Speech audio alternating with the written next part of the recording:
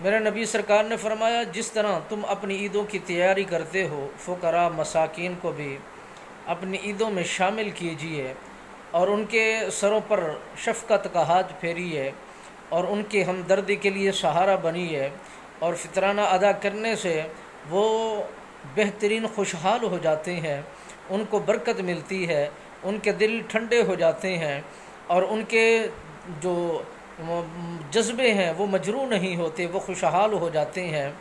اگر انسان کوشش کرے اور اپنے اپنے عزیز و اقربا میں جو بے سہارا لوگ ہیں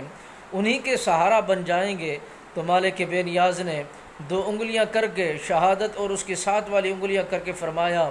جس نے یتیموں کے ساتھ ہمدردی کی ہے، جو مسکینوں کے ساتھ سہارا بنے ہیں،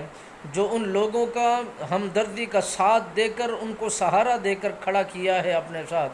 میرے نبی لجپال سرکار نے فرمایا قیامت کی صبح وہ میرے ساتھ اس انداز میں ہوگا جس طرح یہ دو انگلیاں ہیں، یعنی رب کی رحمت کے سائے کے نیچے، مالک بے نیاز کی رحمت کے سائے کے نیچے، میرے نبی لجپال سرکار نے فرمایا ہم ایسے ہی ساتھ ہی اکٹھے ہوں گے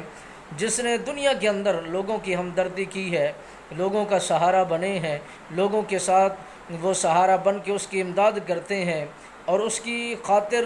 محبت سے